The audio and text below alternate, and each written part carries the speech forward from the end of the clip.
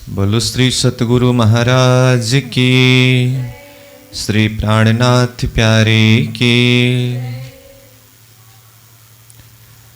महमत कहे सुनो मोमिनो, बीच टापू जल गिरदवाए। ये अति ऊंचे महल सुंदर, देखो अपनी रूह जगाए। देखो अपनी रूह जगाए। पुखराज से पाट घाट ताई, सुख क्यों कहूँ पहाड़ पुखराज के। और कहा कहूँ महल तले, ऊपर चौड़े महल चढ़ते। महल तीसरे तीन उपले, महल तीसरे तीन उपले। सुख क्यों कहूँ पहाड़ पुखराज के।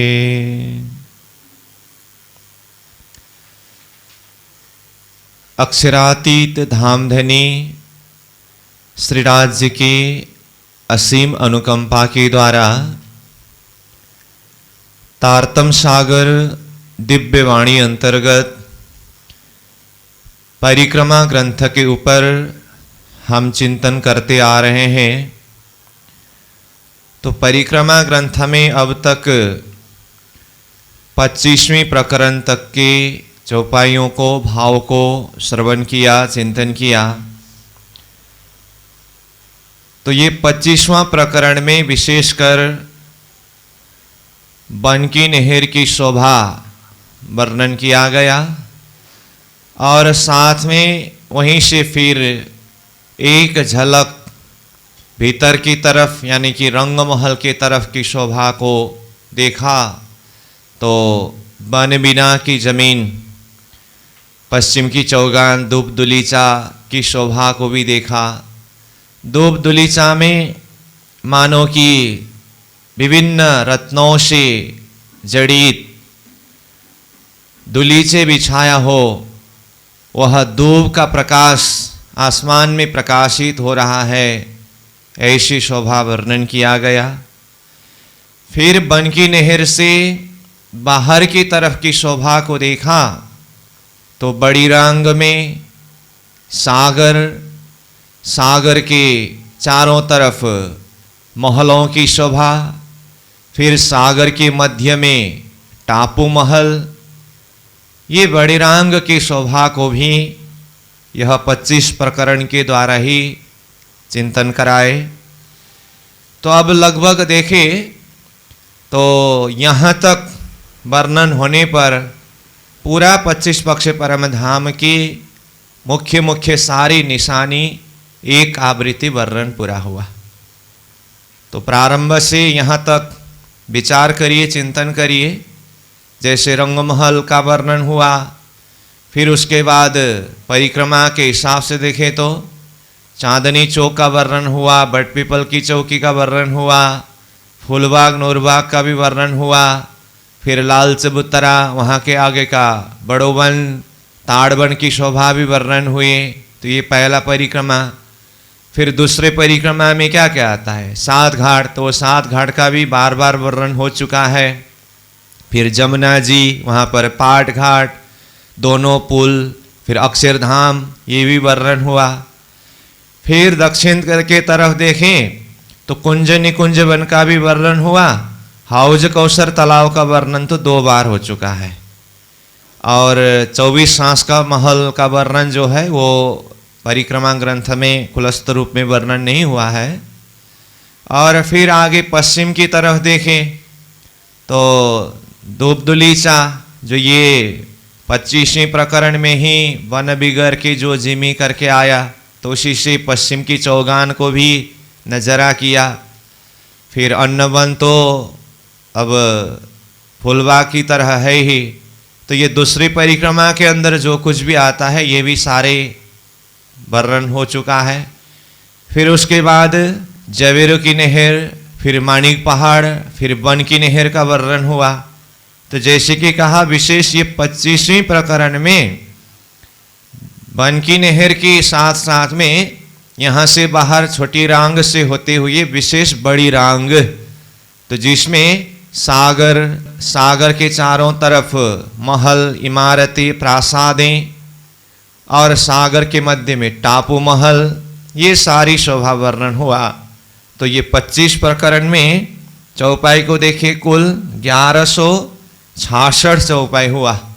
तो लगभग एक आवृत्ति सारे निशानी वर्णन हो चुका है। अब इसी को आगे प्राणनाथ जी बार बार अलग अलग हिसाब से चिंतन कराएंगे, वर्णन करेंगे। तो इसीलिए अब यह 26वें प्रकरण जो अभी के इस सत्र में हम प्रारंभ करने जा रहे हैं, तो ये 26वें प्रकरण में पुखराज से पाट घाट ताई करके ये विषय शीर्षक के द्वारा आया है। तो यहाँ पर पुनः पुखराज पहाड़ का सारांश वर्णन करते हुए फिर वहाँ से आगे श्री जमुना जी किस तरह से प्रकट हुई है, आगे होते हुए पाट घाट तक की शोभा, फिर साथ में जो 7 घाट की शोभा है, घाटों की वृक्ष ने रंगमहल की दीवाल के साथ में जाकर के किस तरह से मिलन किया है, तो उस प्रसंग में फिर रंगमहल के मंदिर, झरोखाओं की शोभा, ये प्रसंग ये 26वें प्रकरण में वर्णन किया गया है। मतलब पुखराज से वर्णन प्रारंभ होकर के फिर यहाँ से पाट घाट होते हुए फिर 7 घाट से रंगमहल तक की शोभा नजरा कराया है। तो ये जो भी प्रसंग है ये अब दूसरी आवृत्ति के रूप में, पुखराज को ही देखे तो दूसरी आवृत्ति है। बाकी 7 घाट के तरफ की शोभा, जमुना जी के पाट घाट, पुल महल की शोभा देखे वो तो कई बार आया है। तो फिर भी यही बात है कि बार बार उसको चिंतन करा करके शोभा को वर्णन करके आत्मा के हृदय में वह बैठ जाए और उसकी प्रति भाव प्रकट हो, इश्क प्रकट हो। तो ये लक्ष्य को रख करके महामती प्राणनाथ जी अब पुनः पुखराज पर्वत की प्रसंग को प्रारंभ कर रहे हैं। तो चौपाई, पहला चौपाई से देखे 26 प्रकरण का।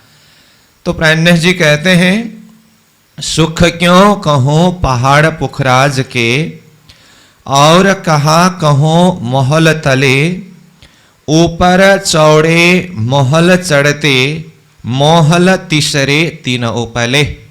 तो ये चौपाई के लिए पहला जब पुखराज का वर्णन चल रहा था तब भी मैंने संकेत किया था कि एक ही चौपाई पुखराज के प्रसंग में ऐसा सार गर्भित चौपाई है जिसके माध्यम से पूरा पुखराज के वर्णन प्रसंग को सूत्र रूप में हम पा सकते हैं, अथवा इसी के विस्तार रूप में सारा पुखराज को चिंतन कर सकते हैं, समझ सकते हैं। तो वो यही चौपाई है। पुखराज की सारी शोभा जितने भी है वो तो चर्चनी के माध्यम से भी अध्ययन किए हैं, तो दिल दिमाग में उसका झलक, नक्शा, शोभा है। फिर इससे पूर्व भी 3 प्रकरण में पुखराजी ताल, फिर वहाँ से जमुना जी प्रकट होकर के आगे हौज कौसर तक जा मिले, ये सारा प्रसंग वर्णन हो चुका है। तो उसी को फिर से वर्णन कर रहे हैं। तो पहले जो वर्णन हुआ, जो भी शोभा है उसको दिल दिमाग में सजाए हुए यहाँ सार शब्द में जितनी शोभा को चिंतन कराया है उसी हिसाब से समझते जाना है। तो ये चौपाई बहुत ही महत्वपूर्ण है। तो देखें, कहते हैं, सुख क्यों कहूँ पहाड़ पुखराज के।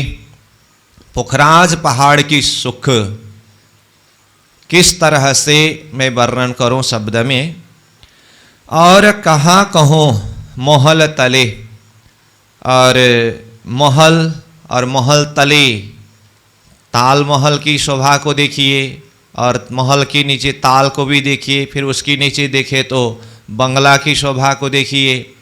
तो ये सब तरफ की शोभा को मैं किस तरह से शब्द में वर्णन करूं।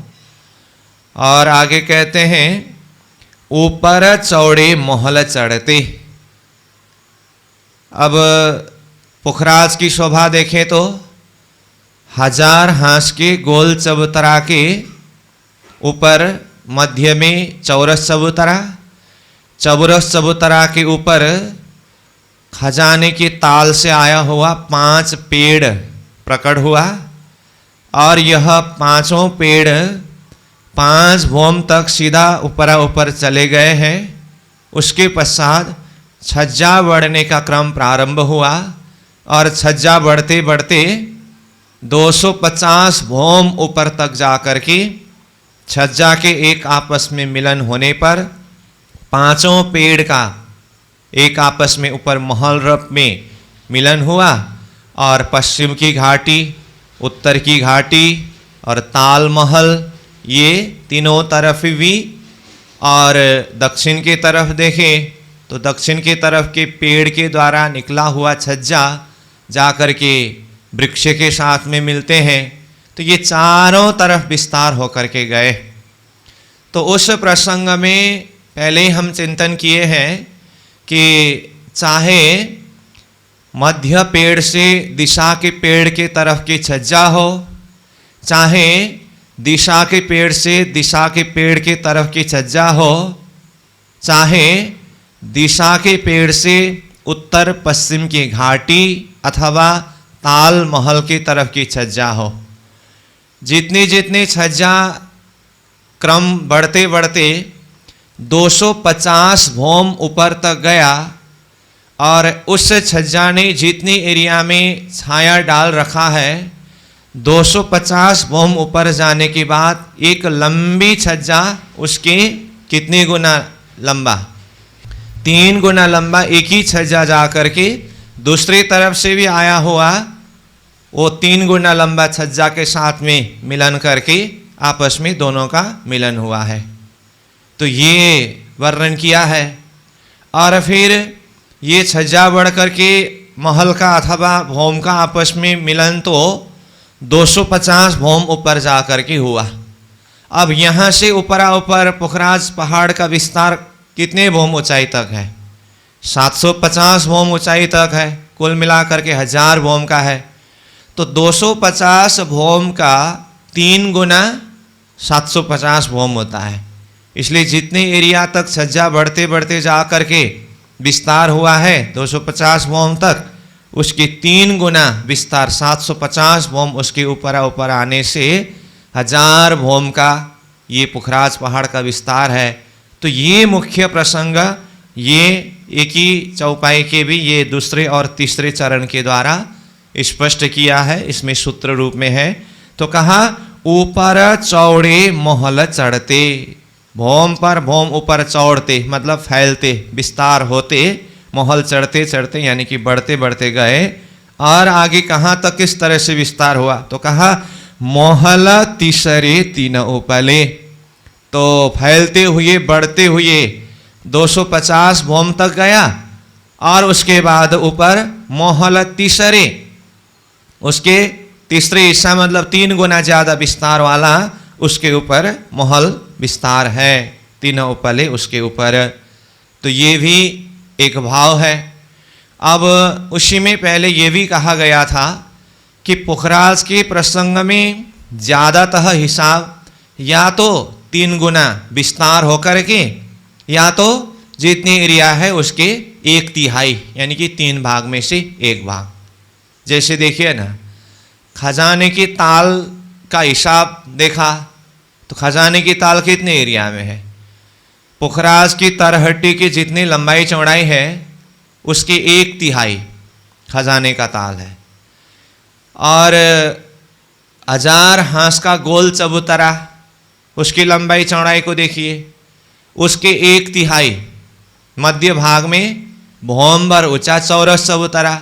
उस हिसाब से भी देखे तो यहाँ पर भी 3 का ही हिसाब है, तीसरे हिस्सा का ही हिसाब है। और अभी हमने जो बात कहा कि 250 भौम के ऊपर 3 गुना विस्तार वाला 750 भौम महल का ऊंचाई विस्तार, यहाँ पर भी 3 गुना अथवा 3 का ही हिसाब है। और छज्जा बढ़ने के प्रसंग में देखिए 250 भौम तक में जितनी एरिया में छाया डाला एक ही छज्जा 3 गुना विस्तार वाला है, ये सब है। अब यहाँ से ये ऊपर चौड़े महल चढ़ते महल तीसरे तीन उपले। इसको और एक भाव बताता हूं। जैसे ऊपर चौड़े महल चढ़ते, महल चढ़ते चढ़ते चौड़ाई में फैलते फैलते विस्तार होकर के गया ना, और ये 1000 भोम तक गया। अब महल तीसरे तीन उपले, इसको दूसरे भाव से देखे तो 1000 भोम ऊपर जाइए, पुखराज की चांदनी में पहुंच गए। अब पुखराज के चांदनी की जितनी एरिया है उसके मध्य में आकाशी महल ने कितना एरिया लिया है? 3 भाग में से 1 भाग, मतलब 1/3। तो ये आकाशी महल को देखिए तो यहां पर भी महल तीसरे, इसमें तीसरे शब्द से क्या अर्थ लेना होगा? 3 हिस्सा में से 1 हिस्सा, मतलब 3 हिस्सा, तीसरे हिस्सा। तो तीसरे हिस्सा मतलब 3 भाग में से 1 भाग। तो विस्तार करना हो उसमें भी 3 गुना विस्तार अर्थ में देखें तो 250 भोम के ऊपर 3 गुना विस्तार, 750 भोम, 1000 भोम ऊपर महल का विस्तार। छज्जा का प्रसंग में भी बता दिया हूं। दूसरे हिसाब से देखें, चांदनी में जाएं, पूरा चांदनी का लंबाई चौड़ाई एरिया 1,33,333 कोस का है। उसके 3 भाग में से 1 भाग, तो 3 भाग में से 1 भाग को तीसरे हिस्सा ही कहते हैं ना। तो इतने एरिया को लेकर के बगीचा के मध्य भाग में कमर भर ऊंचा चबूतरा बनकर उसके ऊपर 13 की 13 हारे महल अथवा हवेली बनकर के ये आकाशी महल बन गया है। ये आकाशी महल ऊपर ऊपर कितने भोम तक गए? 1000 भोम तक गए। तो ये आकाशी महल को भी देखे तो क्या हुआ? महल के ऊपर का महल हुआ कि नहीं? ये महल तीसरे तीन उपले। 3 उपले मतलब किन उपले?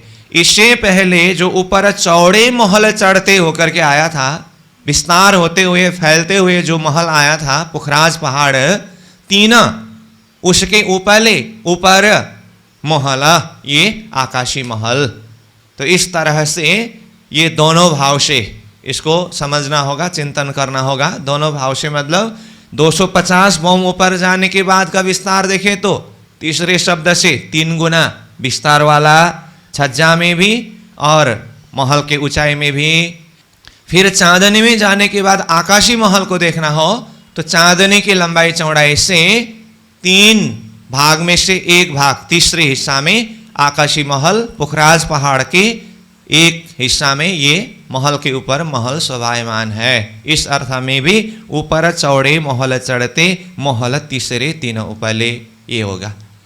अब ये तो मुख्य रूप में इतना ही है, और इसी के आधार पर आगे का और कुछ चिंतन करा दो, बता दो। वैसे तो आप जानते ही है, फिर भी चौपाई के प्रसंग में थोड़ा जोड़ दे रहा हूँ मैं।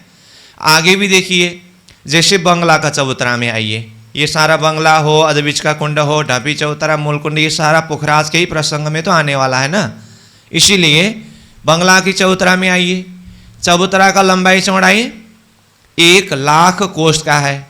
चौतरा के ऊपर जाइए, 3 हिस्सा किया।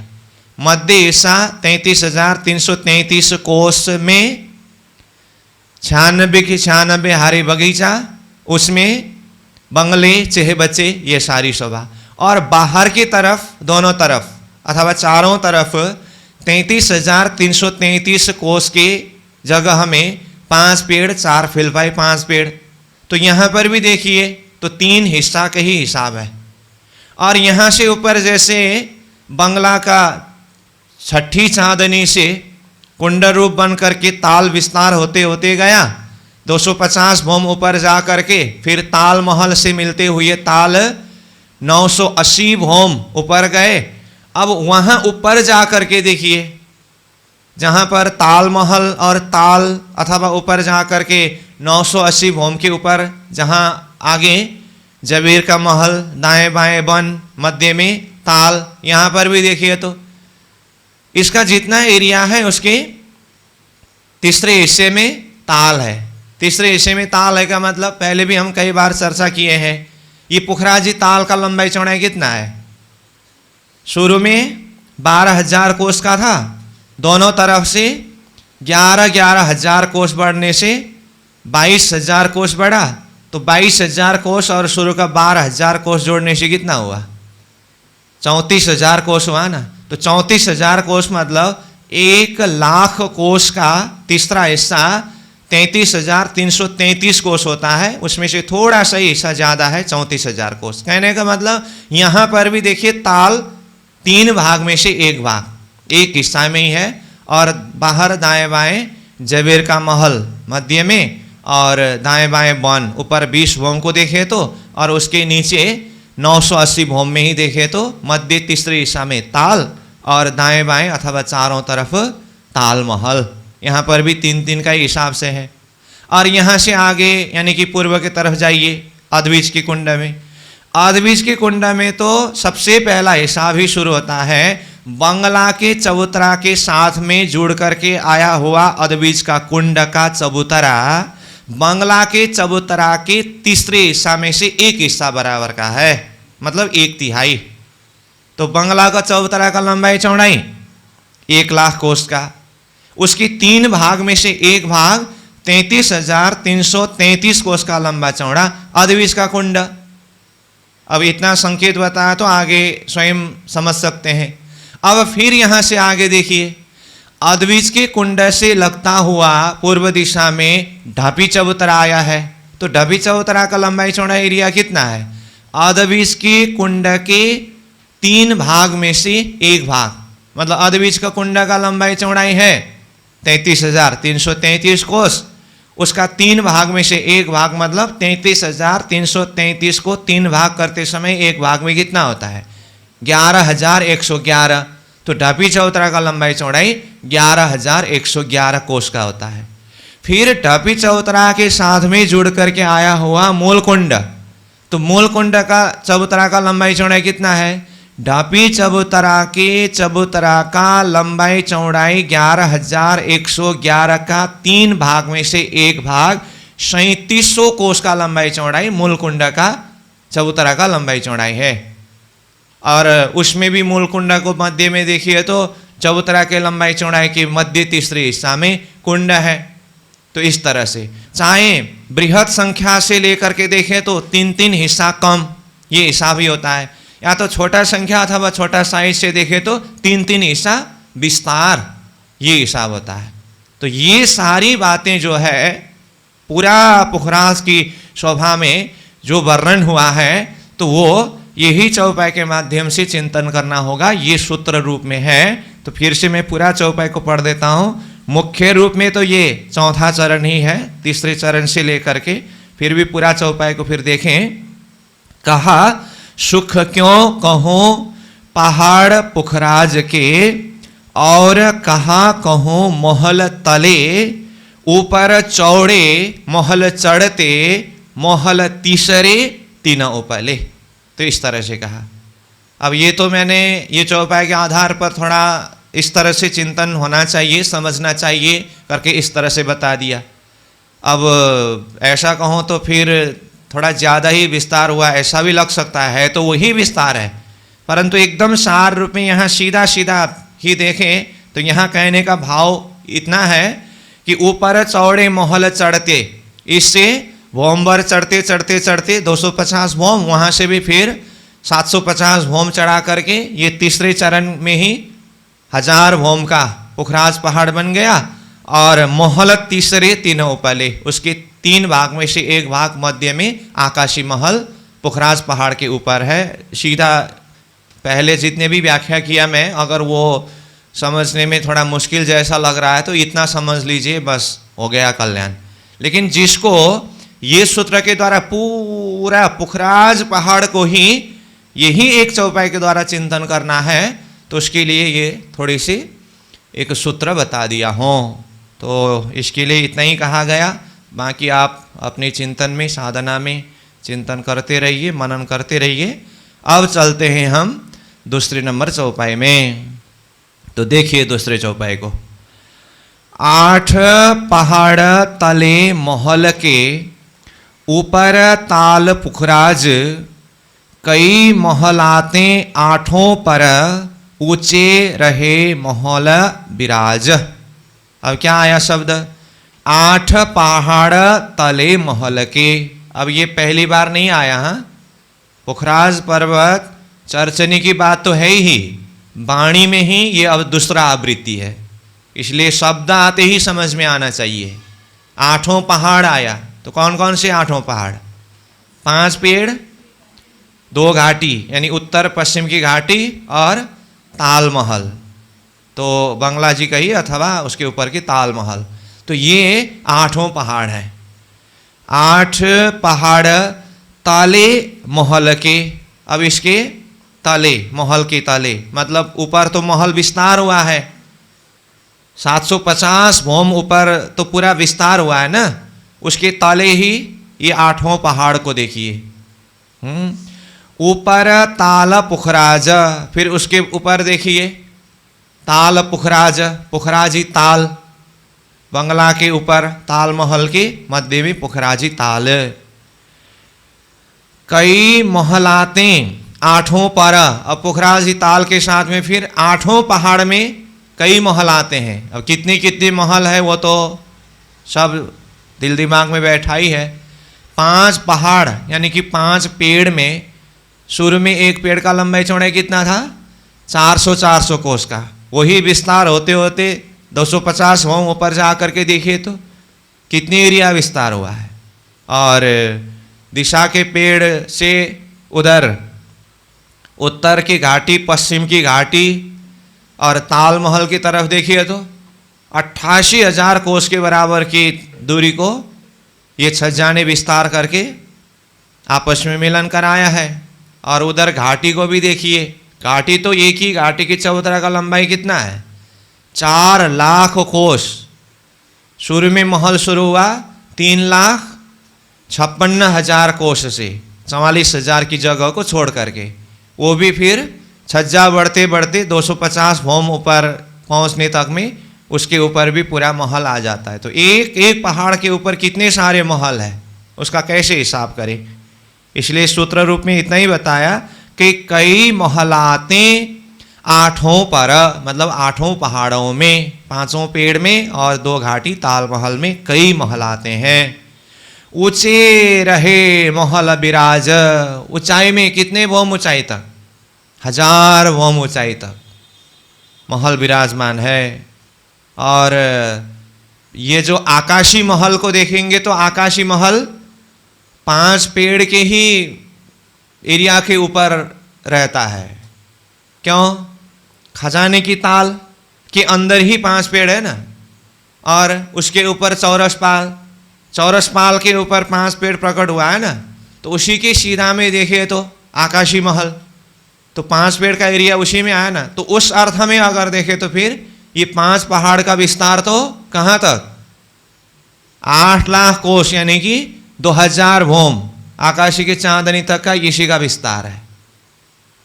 और बाकी 3 पहाड़, दोनों घाटी और ये ताल महल देखे तो उनका 1000 तक का ये विस्तार है। तो ये सारी शोभा समझना चाहिए। ऊंचे रहे महल विराज, कितने ऊंचाई तक जो बताया अभी।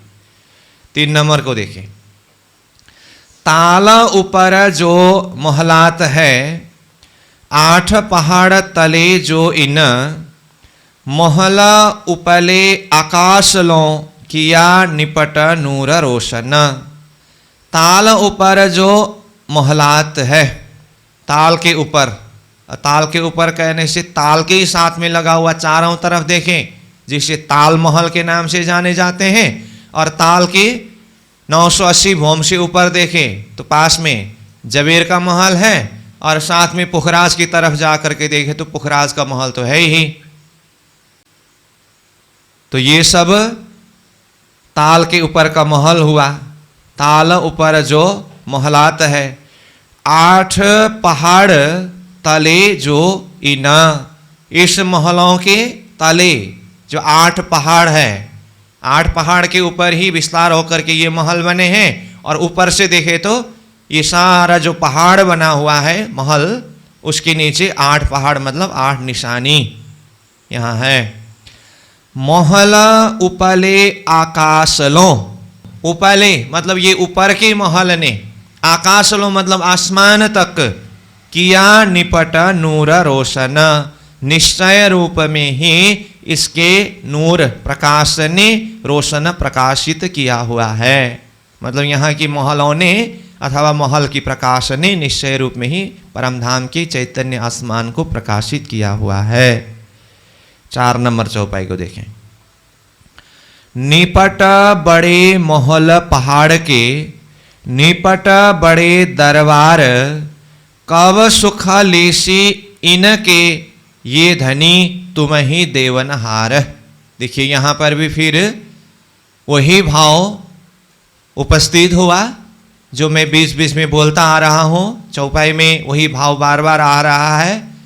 परिक्रमा बड़ी फिराक की करके जो क्यों दिया रे दुल्हा बिछुहा छूटी हक खिलवत, जिस प्रकरण से जो भाव प्रारंभ हुआ अथवा प्रस्तुत हुआ, ये क्रमशः यहाँ पर भी आया है।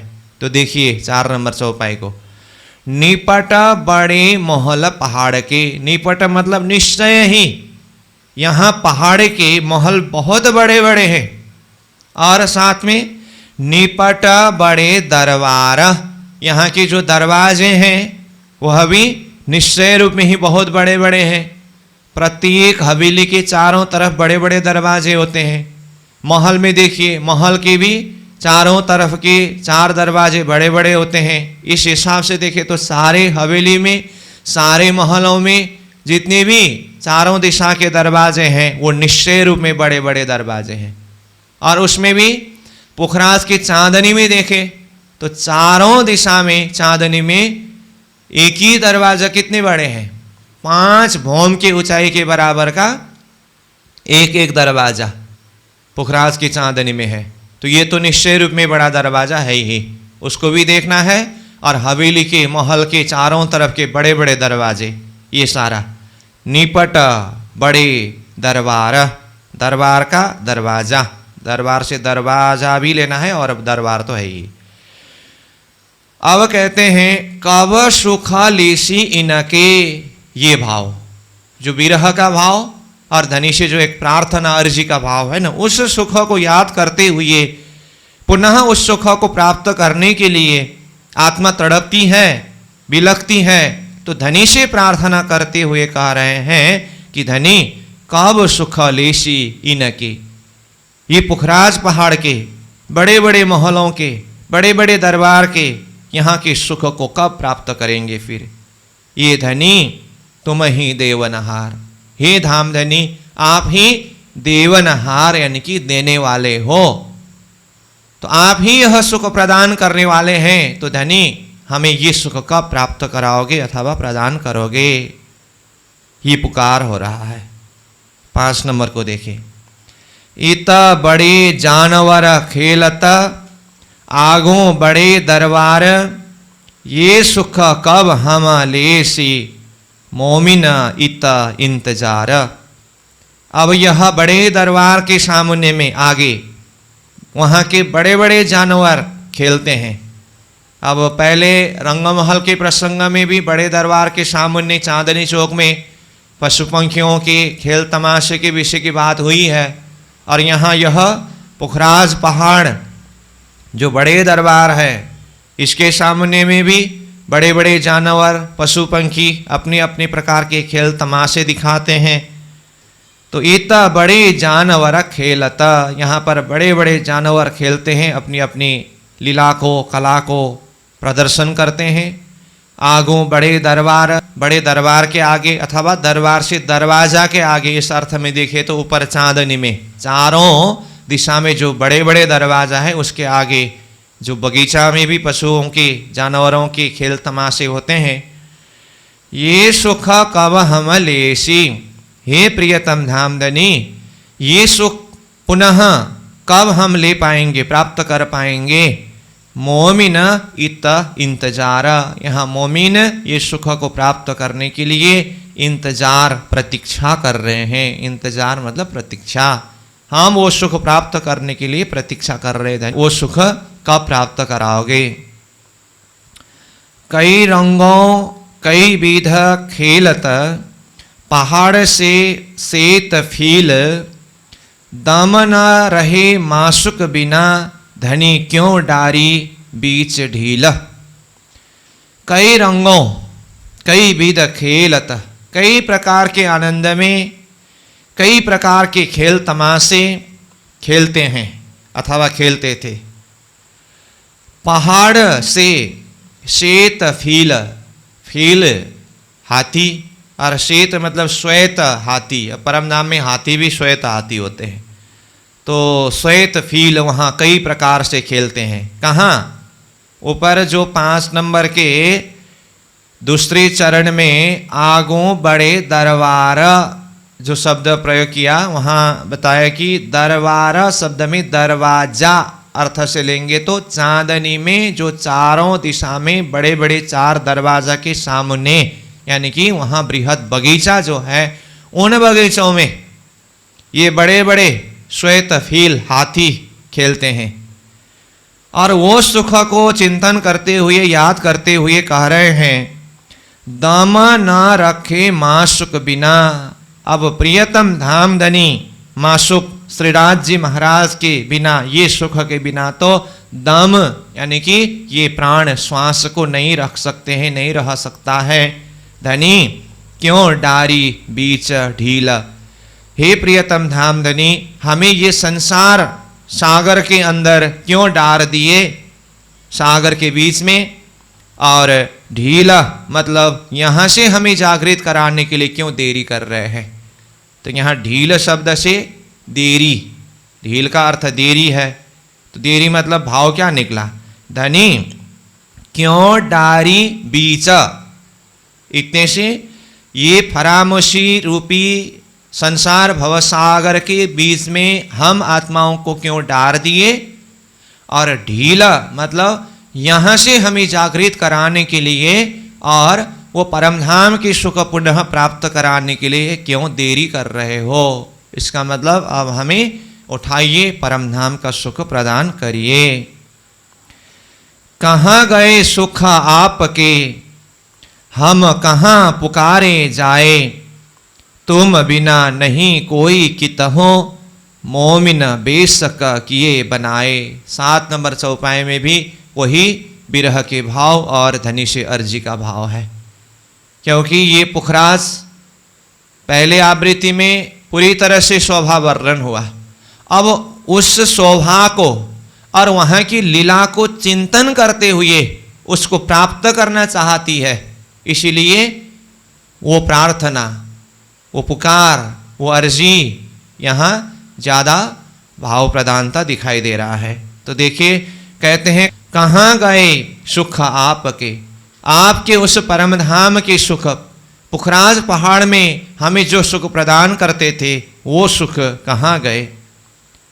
हम कहाँ पुकारे जाए, हे प्रियतम धामधनी, आपके अलावा दूसरी जगह में जाकर के यह सुख प्राप्त करने के लिए हम किसको पुकारें।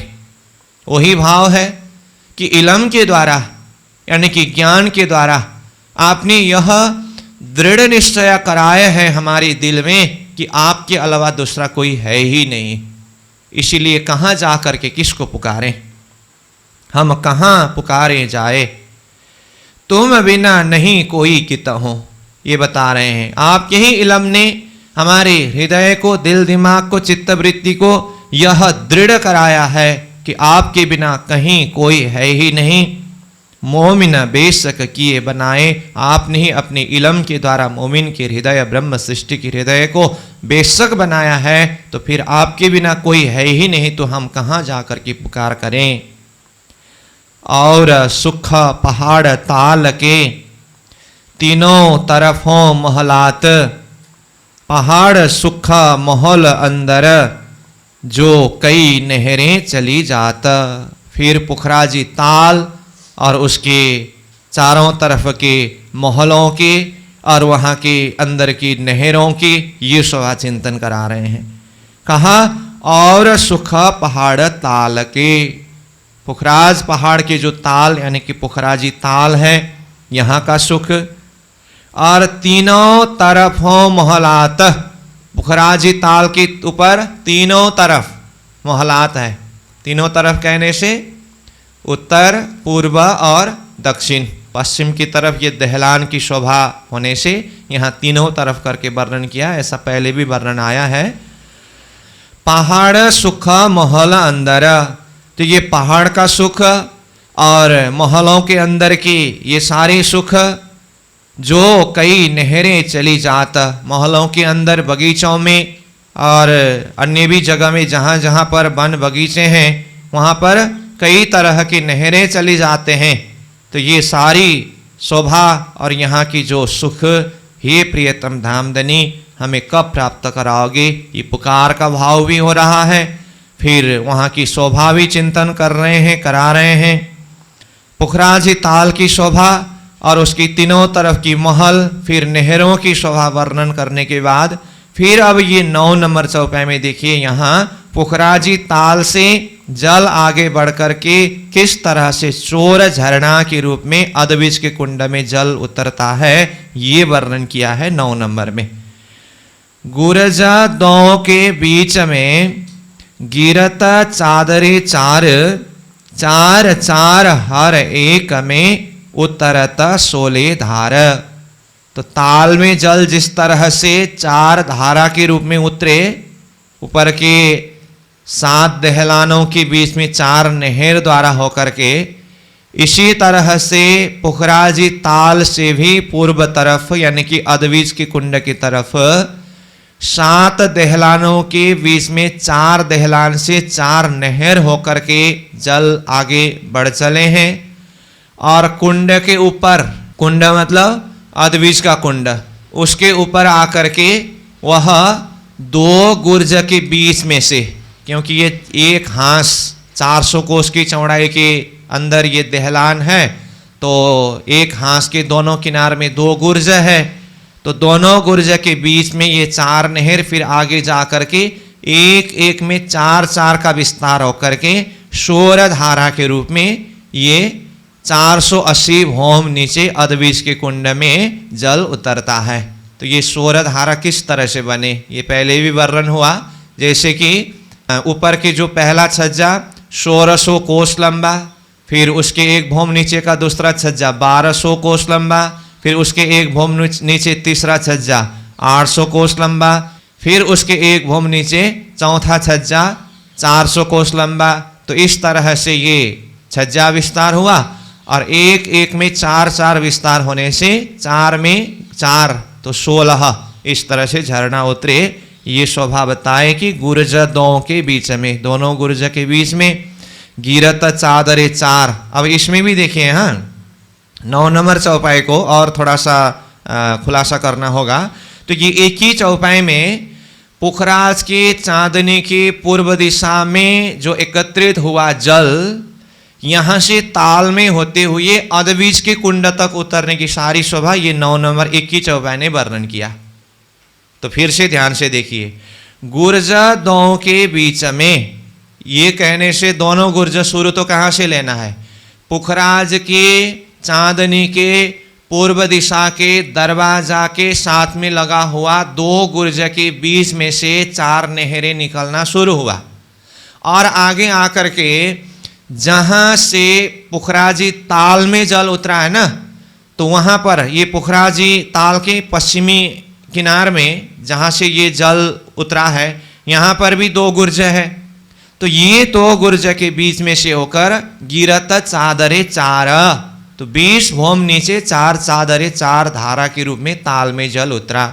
इसलिए ये देखिए तो 9 नंबर में पहले गुर्जा दो के बीच में गिरत चादरे 4, इतना कहने से पुखराज की चांदनी का जल 2 गुर्ज के बीच में से होकर 4 चादरे 4 झरना के रूप में 20 भौम नीचे पुखराजी ताल में गिरे, मतलब उतरे, इतना लेना।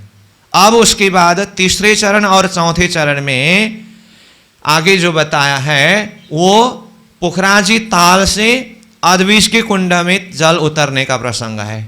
अब जिस तरह से उधर 4 नहरें आए, ऐसे ही पुखराजी ताल से शुरू होते समय तो 4 नहर ही गया।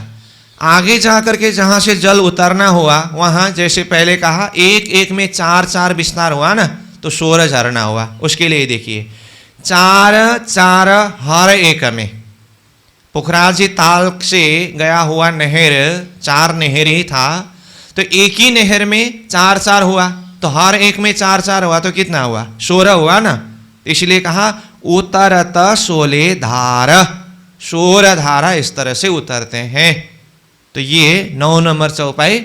एक ही चौपाई के अंदर पुखराज की चांदनी का जल अधविज के कुंड में उतार दिया, और अधविज के कुंड में उतरने के बाद यहाँ से तो फिर सीधा 500 भोम नीचे जा करके तरहटी तक पहुँचने की बात तो वो तो है ही। तो इस तरह से इसको भी समझना होगा। अब चले 10 नंबर में।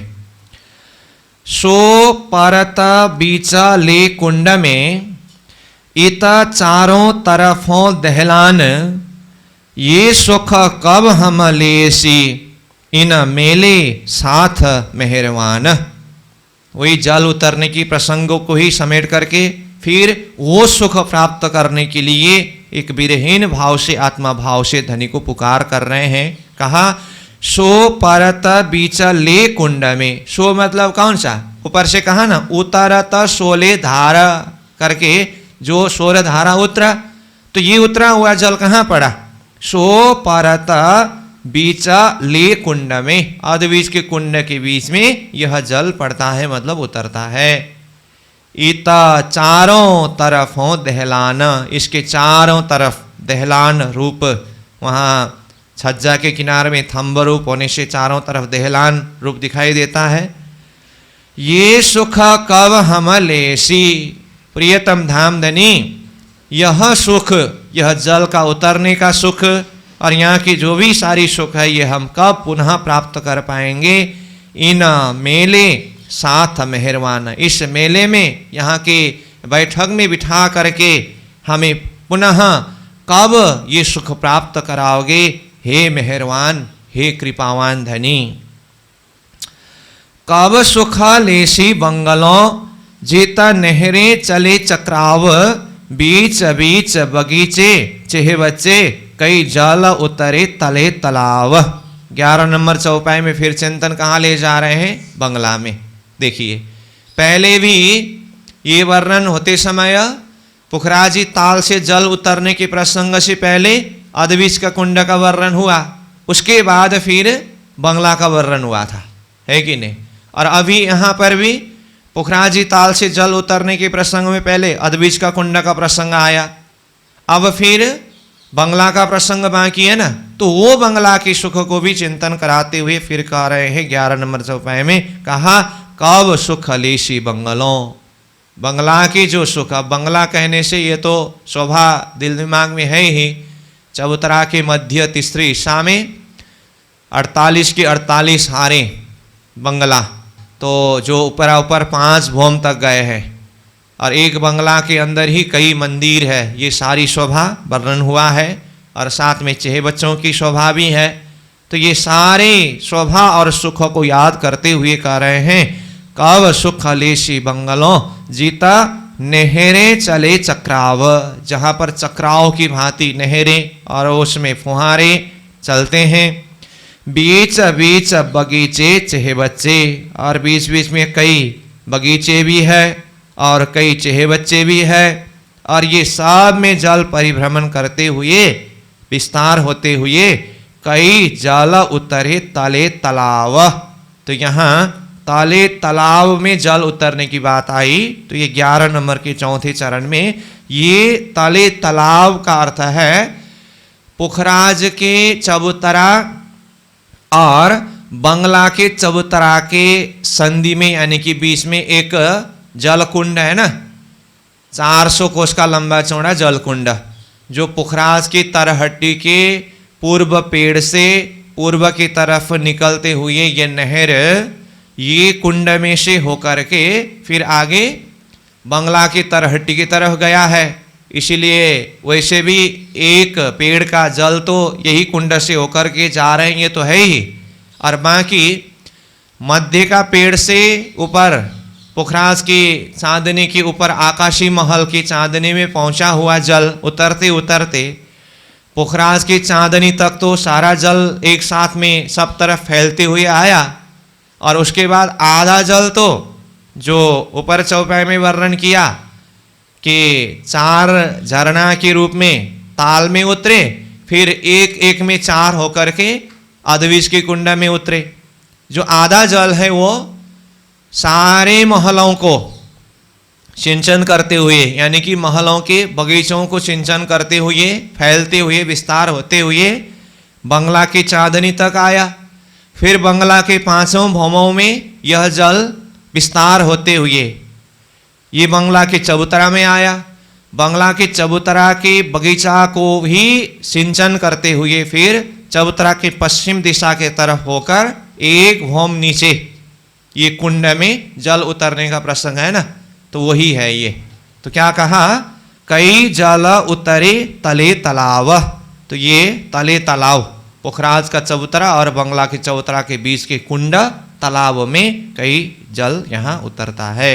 कई इसीलिए कहा कि अब जल के आधा हिस्सा उस तरफ से गए हैं और आधा यहाँ आकर के उतरे हैं। तो ये भी हुआ। अब 12 नंबर चौपाई को देखें। इन महलों, इन बंगलों, इन चेहबच्चों, बगीचों, ये सुख छाया बन की कब देओगे हमको। देखिए, एक एक स्थान, वहाँ की शोभा और वहाँ की सुख को याद करते हुए पुनः उस सुख प्राप्ति के लिए धनी से प्रार्थना कर रहे हैं।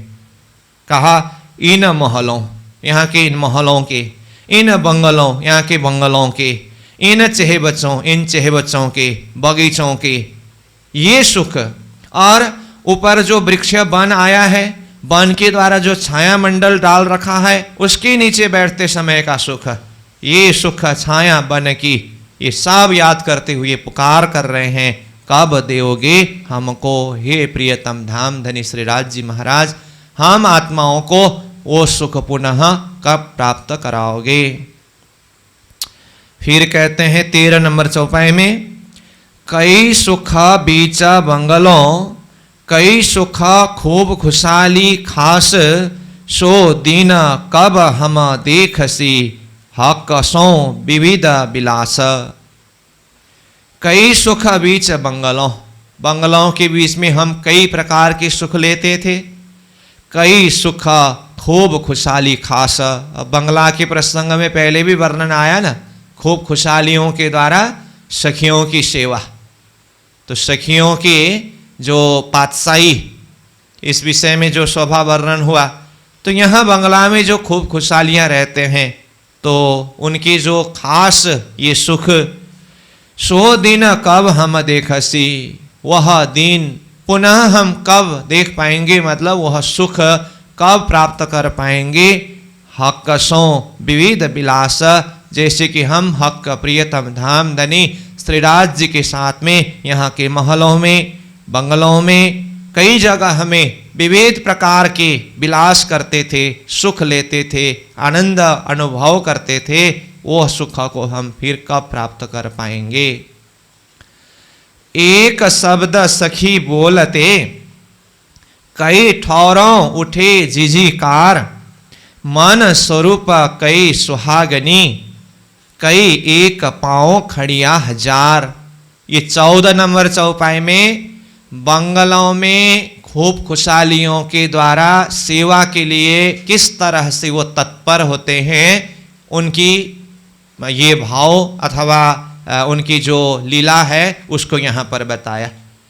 तो कहा, एक शब्द सखी बोलते, परम धाम की जो ब्रह्म प्रिया सखियां हैं ना, 12,000 सखियों में से कोई भी एक सखी कोई भी कार्य के लिए खूब खुशहालियां रूप सेविकाओं को एक जन के लिए एक आवाज जब निकालते हैं ना, बुलाते हैं ना, कई ठौरों उठे जीजीकार, कई ठौर से हजारों ये खूब खुशहालियां रूप सेविकाएं एक साथ में जीजीकार आवाज लगाते हैं, हाँ जी करते हुए सखियों की सेवा के लिए तत्पर होकर के सामने में उपस्थित होते हैं।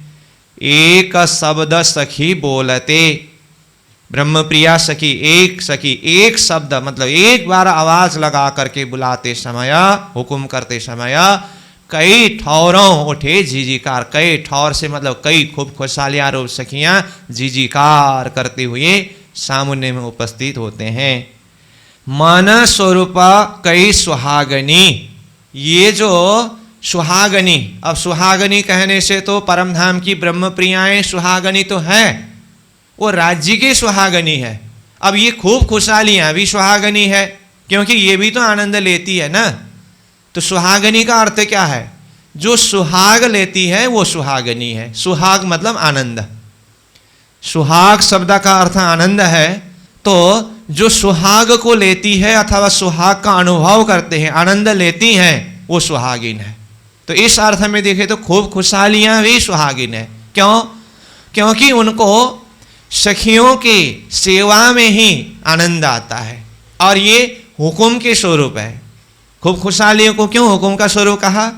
जब एक सखी एक शब्द से जब हुकुम करते हैं तो अनेकों खूब खुशहालियां रूप सेविकाएं झिझी करते हुए आ जाते हैं, और कोई भी सेवा कार्य के लिए निर्देशन करते हैं तो कितने जल्दी करते हैं ये, मानो कि ये मन स्वरूपी हो।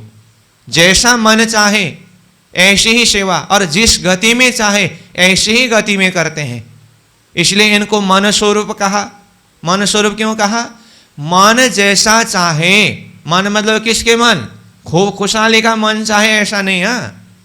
सेवा भाव में कभी भी सेवक के मन के हिसाब से नहीं होता है, स्वामी के मन के हिसाब से चलना होता है। सेवा कार्य में, सेवा भाव में अगर सेवक के मन के हिसाब से चलने लगे तो उसमें भी अब असली में जो सेवक है वो तो उनके मन से चले तो भी अच्छे से ही होगा। फिर भी यह नियम है कि स्वामी के मन के हिसाब से सेवक को सेवा करना होता है। ये स्वामी सेवक का संबंध अथवा धर्म में होता है। इसलिए यहाँ मन स्वरूप कहने से ब्रह्म प्रिया सखियों के मन के चाहे सेवा करने वाले स्वरूप, ये खूब खुशहालियां। और कई सुहागनी, ये कई शब्द क्यों आया? ऊपर आया ना, कई ठौरों उठे झिझिकार करके। तो कई सुहागनी रूप खूब खुशहालियां। तो इनको क्यों सुहागनी कहा ये तो बता ही दिया। सुहाग आनंद, सुहाग लेने वाली सुहागनी तो सखियों के द्वारा सेवा में ये आनंद लेती है। कई एक पांव खड़ियां हजार।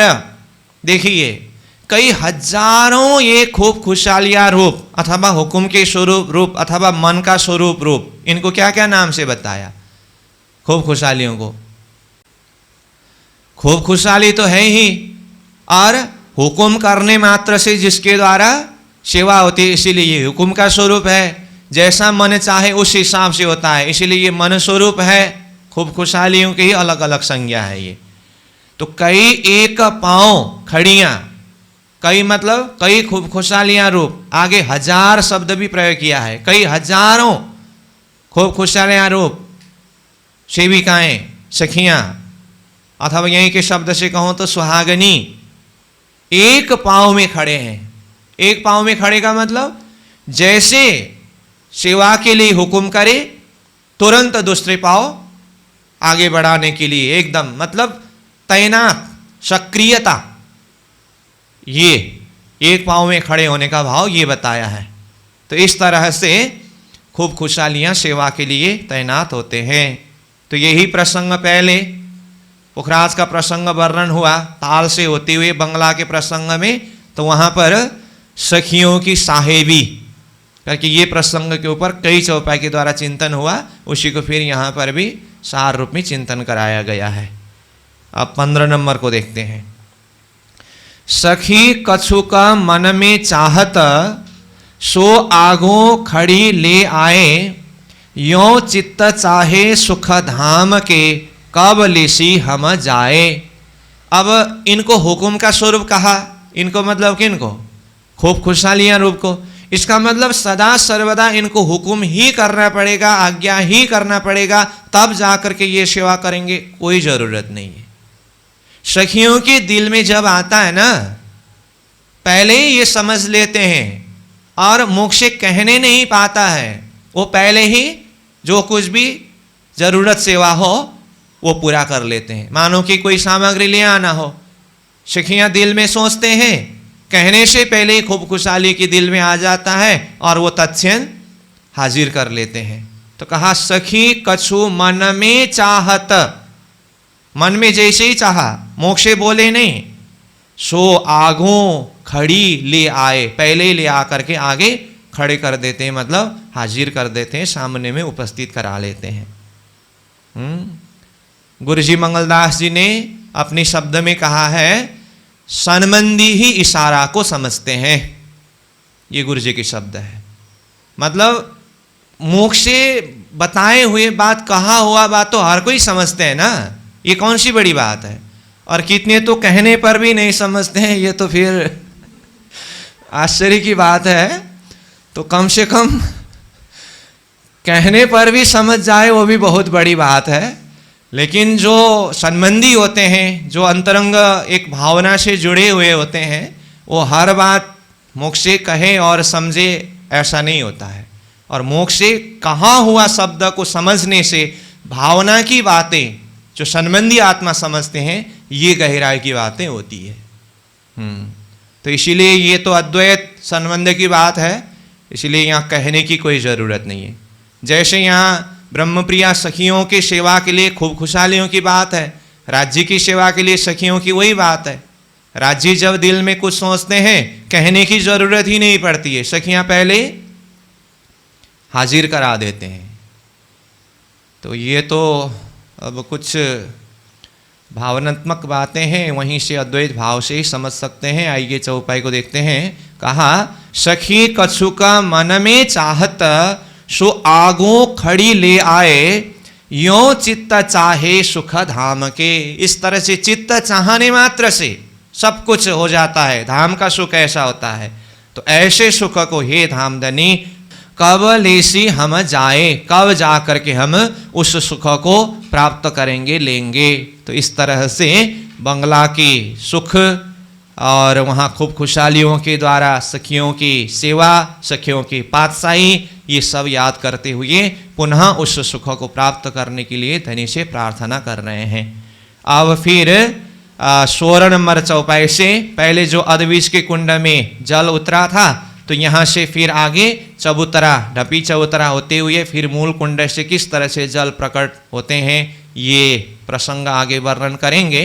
तो अभी का समय भी पूरा हुआ और चौपाई प्रसंग भी अब अद्विज के कुंड तक जल को पहुँचा करके इधर बंगला की प्रसंग वर्णन हुआ। और 16 नंबर से फिर आगे अद्विज के कुंड से जल निकलने का प्रसंग होगा, तो यहीं पर रखना चाहिए। सखी कछुक मन में चाहत, सो आगो खड़ी ले आए, यो चित्त चाहे सुख धाम के, कबली सी हम जाए, कबली सी हम जाए। बोलो श्री प्राणनाथ प्यारे की प्रणाम।